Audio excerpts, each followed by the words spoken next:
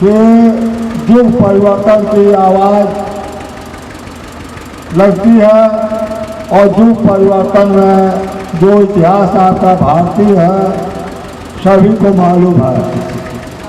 तो हर युग में जब धरा पर पाप बढ़ जाता है तो कोई न कोई हस्ती खुदा से उतरती है और अपनी संकल्प दे करके धरा से पाप मिटाने की व्यवस्था करती है।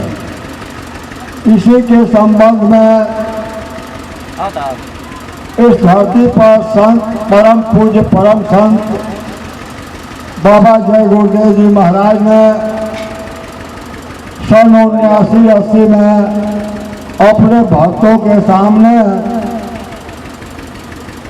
एक संकल्प तैयार किया था और कहा था कि देवताओं के पार्लियामेंट से जो है 1000 कानून सरजू के लिए पास हो गया है। देवताओं ने इस पर दस्तखत कर दिया है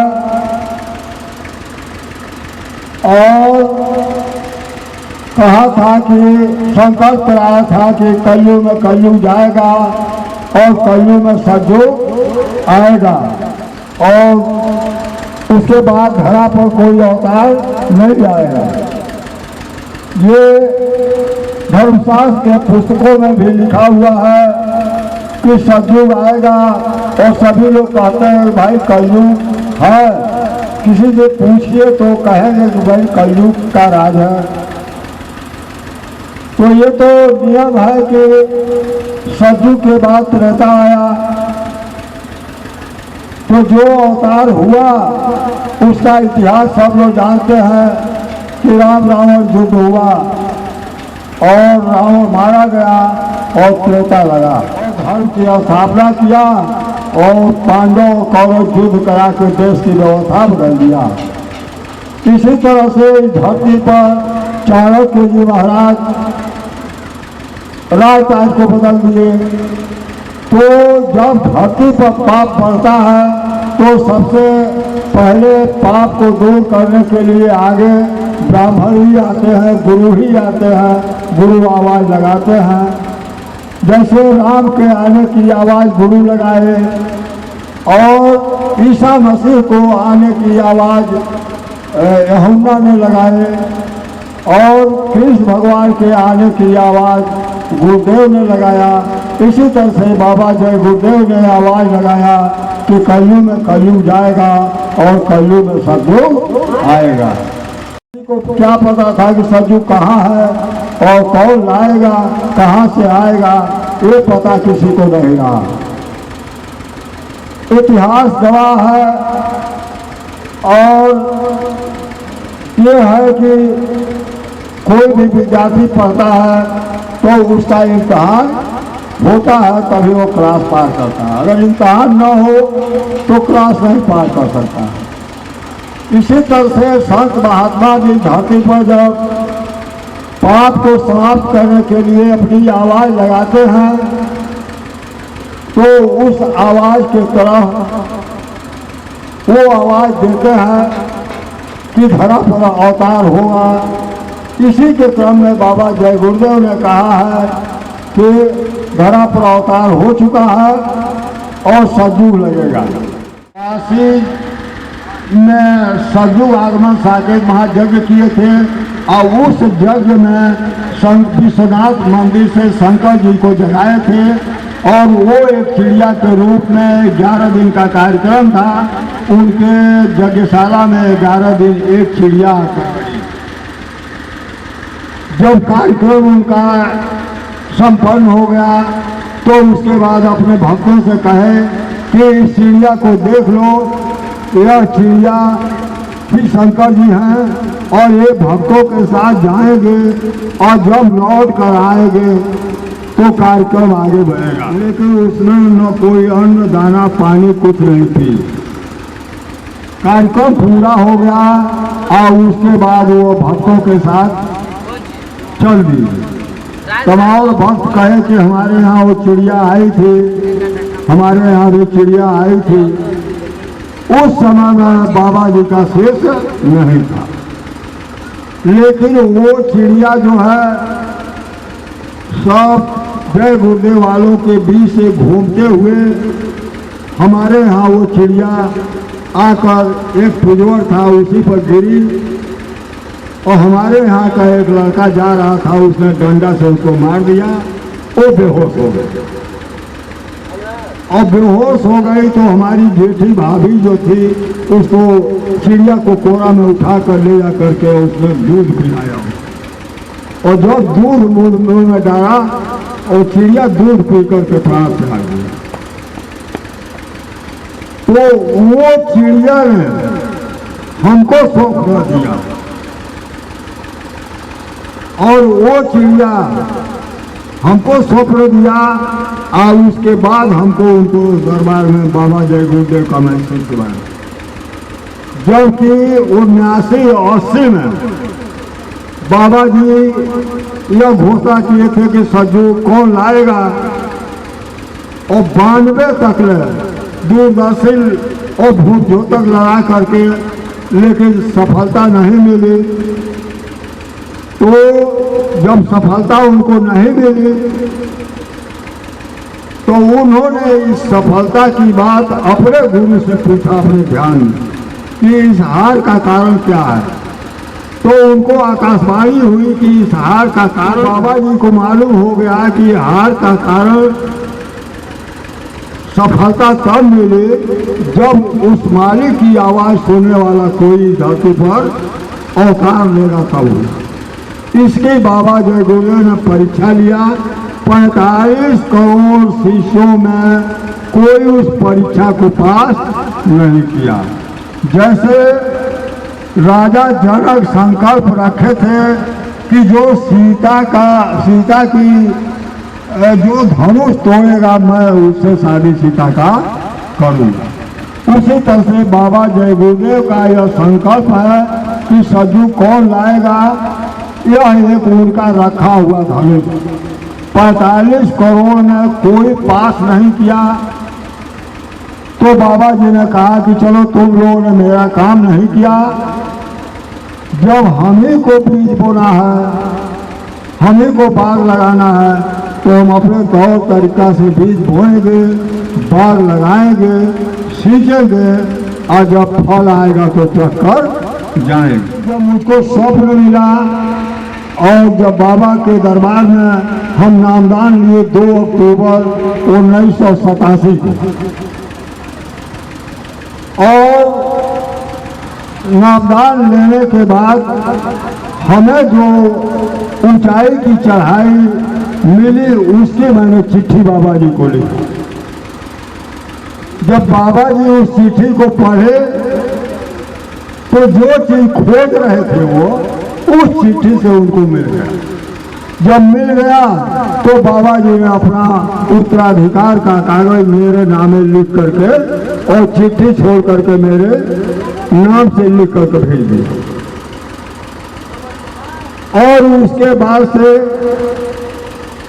जो क्रियाएं हुई, अब बाबा जी हमको एक बार 25 अप्रैल 2011 को बुला करके और 7 बार हमसे कहा कि भजन करो शरीर जाने वाली। मेरे समझ में कुछ नहीं आ रहा था कि बाबा जी आमने सामने हमको बुला कर कह रहे हैं कि भजन करो शरीर जाने वाली है। तो शरीर किसकी जाएगी, बाबा जी की जाएगी कि मेरी जाएगी। लेकिन मुझे रहा कि बाबा जी बिल्कुल 100 वर्ष से ऊपर के हैं और हमारी उम्र अभी 40 वर्ष की है, तो हम कैसे जाएंगे, ये जाएंगे। मतलब मेरे अंदर भाव पैदा हो रहा। 7 बार उन्होंने कहा कि भजन करो शरीर जाने वाली है। 7वें बार उसी गाड़ी में पंकज जी बैठे थे जो सिसवा में 16 तारीख को आ रहे हैं, जिनका प्रचार चल रहा है, वो भी बैठे थे। उन्होंने भी कहा कि हाँ भजन करो। तब मैंने बाबा जी के वचन दिया, कहा कि ठीक है आप कहते हैं तो मैं भजन करूँगा। तो बाबा जी कहे कि अब तुम फाटक बंद किए और कहे कि अब तुम घर जाओ। तब से हम आकर चुपचाप घर अपना भजन करते हैं वो भजन से जो शब्द उतरता है मैं उसको लिखता हूं। मैं संस्थापक और संरक्षक हूँ। तो इस धरती पर मैं पहला आदमी हूँ जो कि सदी की स्थापना किया। कोई भी अब कुछ भी करे, ये स्थापित हो गया, हम रहें या न रहें।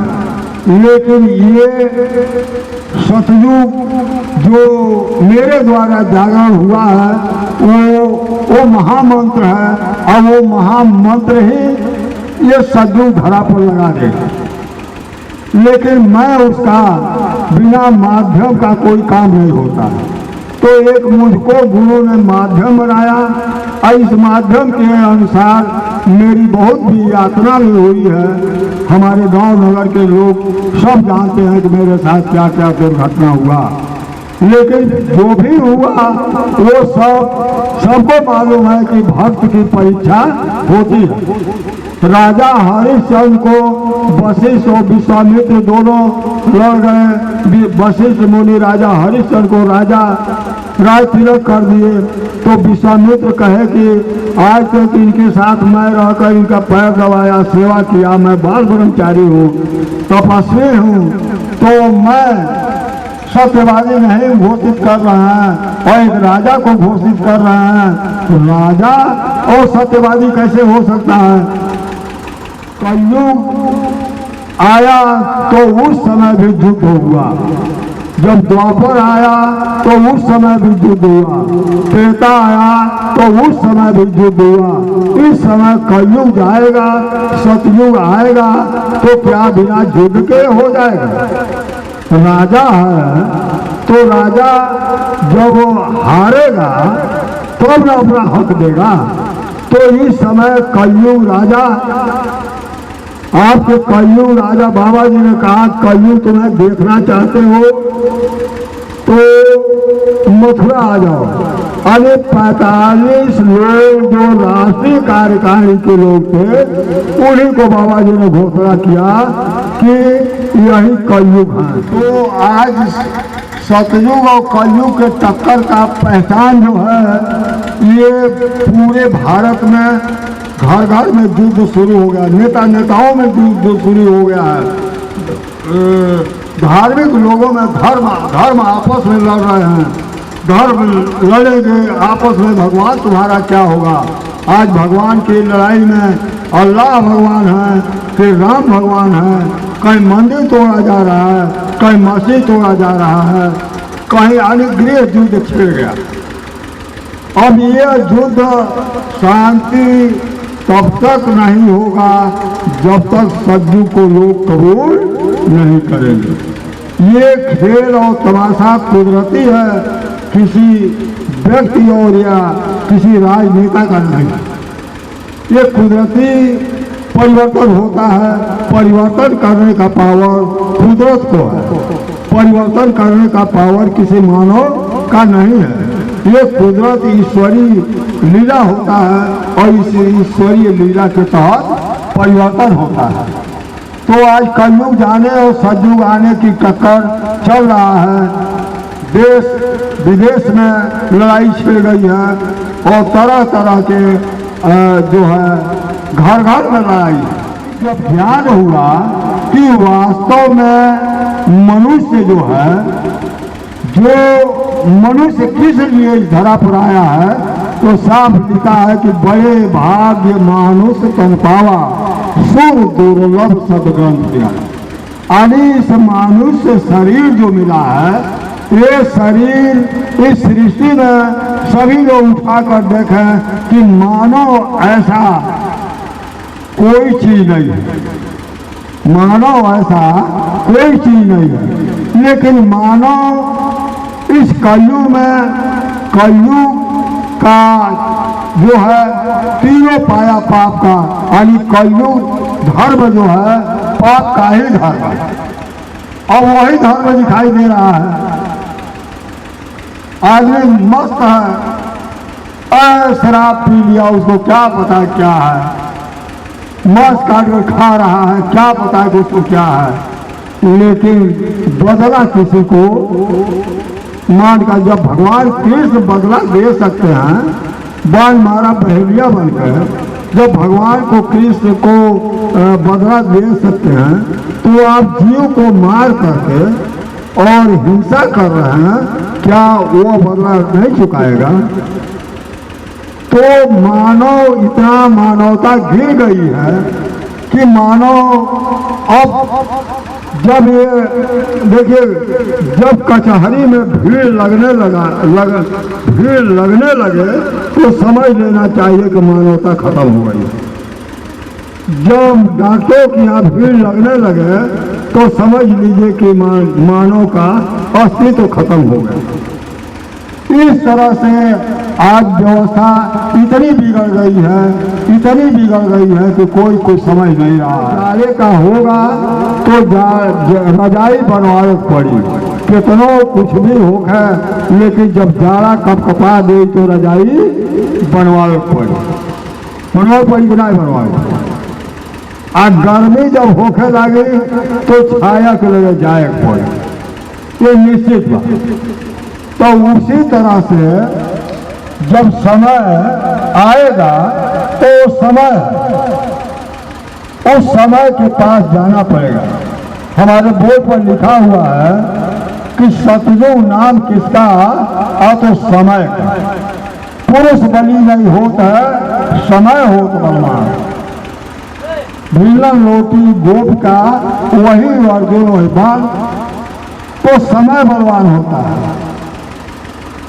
हम मानव नहीं बलवान होता, समय मानव को बलवान कराता है। सतगुरु का संकल्प गुरु का पाया हो और हमको कोई न कोई ऐसा आदेश निर्देश देता है कि हम उससे भाग और बच नहीं पाते, तो उसके आदेश निर्देश में हम काम कर रहे हैं। और सतयुग लगाने का जो संकल्प गुरु दिया है, इसके लिए जब तक इस धरा पर मैं सतयुग लगा नहीं लूँगा, पूरे विश्व में सतयुग जैसे आज सभी लोग कहते हैं कि कलयुग का राज है, उसी तरह से पूरे विश्व के लोग यह कहेंगे कि अब सतयुग लग गया, तब जाकर मुझे जाना। दिया कबीरा रोज और दो पार्टों के बीच साबित बचा न कोई। दो पार्ट इस समय कलयुग सतयुग के टक्कर में, गुरु एक ही है। जिस गुरु के जय गुरुदेव वाले लोग हैं, उसी गुरु के मैं भी हूँ, लेकिन मेरे और जय गुरुदेव में भेद है। वो लोग जय गुरुदेव का प्रचार करते हैं और मैं सतयुग का प्रचार करता हूँ। तो मैं गुरु की सतयुग क्यों प्रचार करता हूँ? तो गुरु के आदेश मुझको मिला कि तुम सतयुग का प्रचार करो। कहे उसको वो लोग नहीं करते, जो वो किए वही लोग गुरुवाई करते हैं, जय गुरुदेव वो बने हैं। लेकिन हमको उन्होंने आदेश दिया कि तुमको सतयुग लाना है, तो हम सतयुग के लिए अपना समर्पण हो और संकल्पित हो।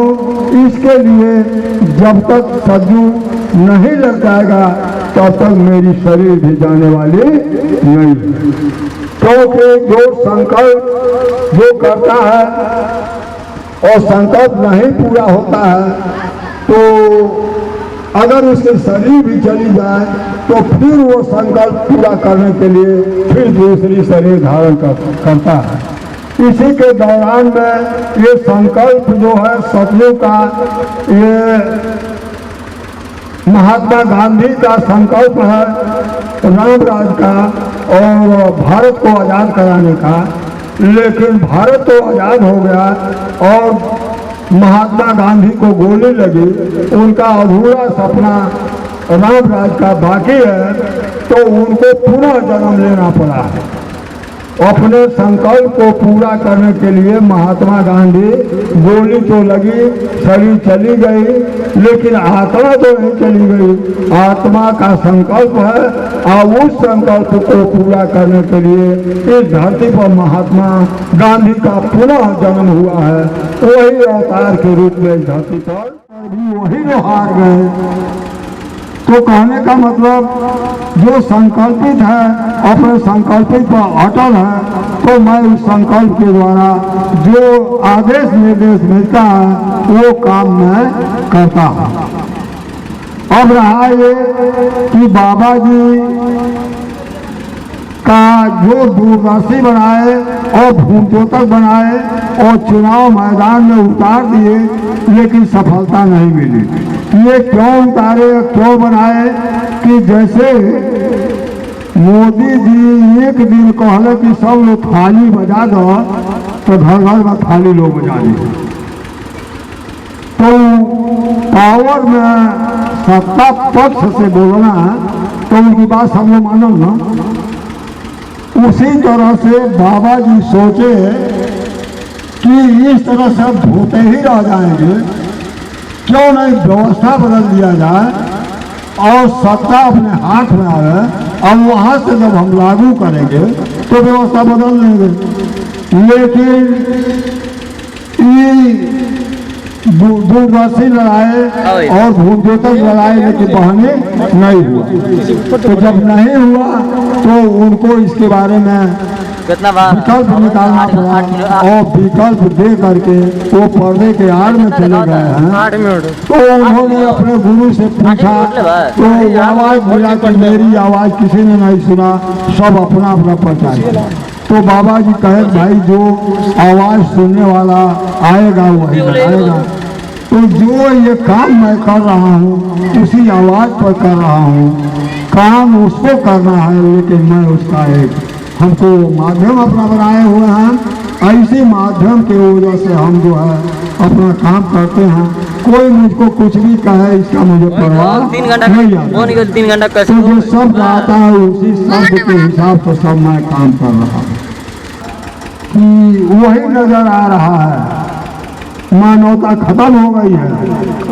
जब तक मानवता का विकास नहीं होगा, जैसे अभी हम लोग जो थे गेहूं धान बोते थे और उसी गेहूं धान को फिर बोते थे, खेत में बीज अलग रख लिया जाता था और खाया जाता था, वही बोया जाता था। लेकिन आविष्कार हुआ कि अपना बीज बोया गया तो फसल कमजोर होने लगा। तो उसका आविष्कार विज्ञान किया, जिसका नतीजा बात अपन जौन पैदा हो रहा, लेकिन जौन बोए के बाद नया बीज खरीद क्या होता, लेकिन पता नहीं चल रहा है कि वो कौन सी शक्ति है, कहाँ है, कैसे है।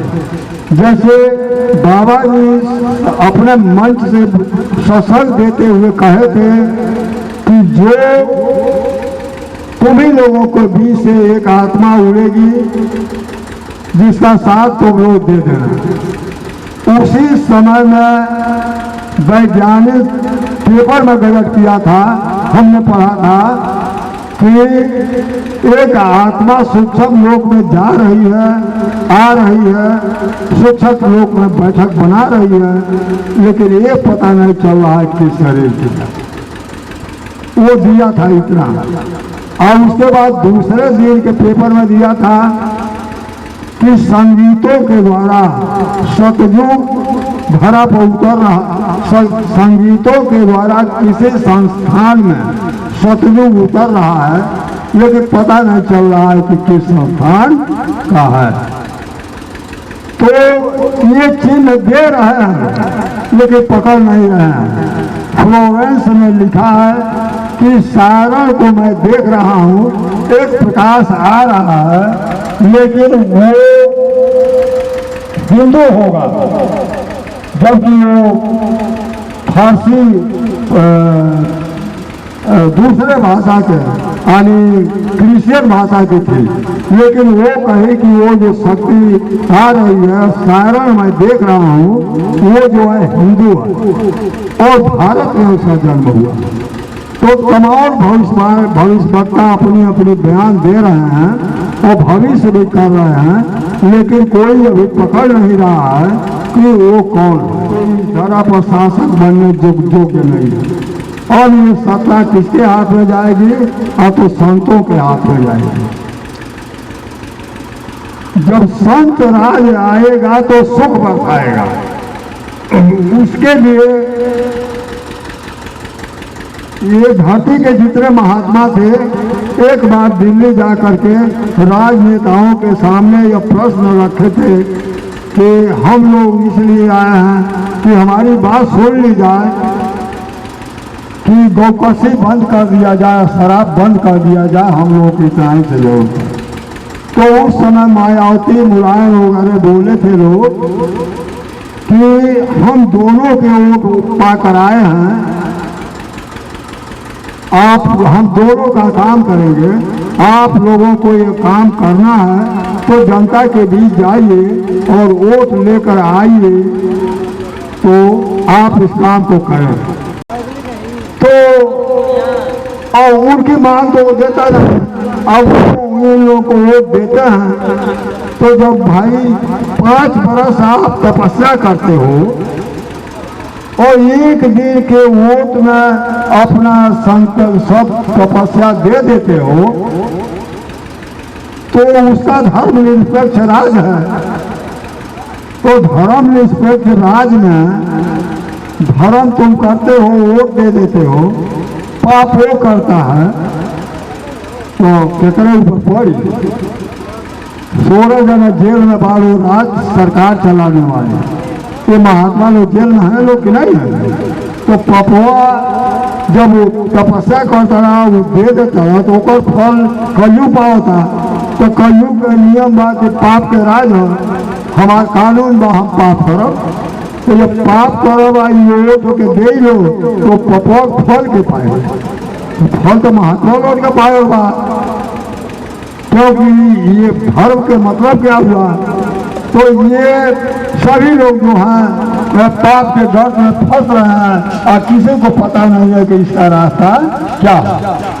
जब वोट दे ही देते हो तो अपने 5 वर्ष की तपस्या दे देते हो, पाप करता है तो उस पाप का फल भोगना ही पड़ेगा, इसलिए भोग रहे हैं लोग। बाबा जी कहे एक सत्संग सुनाते हुए कि एक राजा के व्यवस्था में जनता मन असंतुष्ट थे, तो राजा मंत्री को बुलाया, कहा कि मंत्री हमारी प्रजा जो है असंतुष्ट है, कोई ऐसा व्यवस्था करो कि प्रजा हमारी खुशहाल हो जाए। एक काम किया जाए कि पंडित को लगा करके और जाप कराया जाए तो व्यवस्था बदलेगी।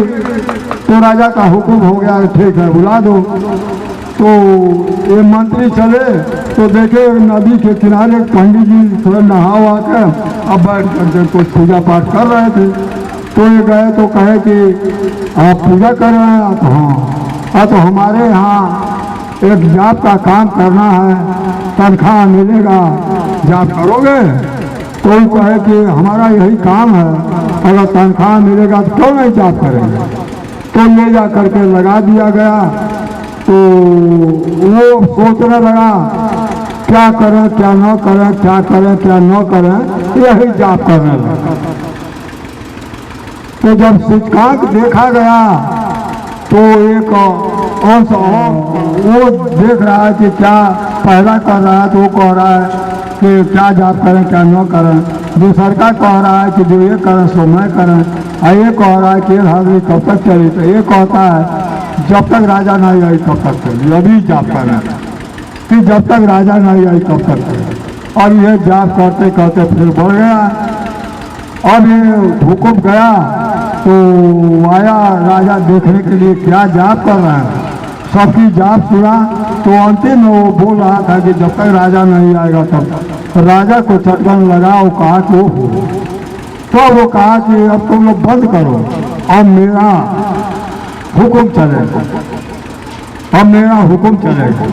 अब वो अपने हुक्म का सुनाने का मतलब है कि आज जितने नेता लीडर इस धरती के हैं, जितने धर्माचार्य हैं, जो ये करे सो मैं करूँ, जो ये करे सो मैं करूँ, जो धर्म निष्पक्ष इनका राज है, इसको सब लोग कबूल करते हैं। अगर पार्टी मैंने बनाने गया तो चुनाव आयोग दिल्ली से मुझसे शर्तनामा कराया कि मेरा जो संविधान है इसको कबूल करिए, तो मैं दस्तखत करूँगा।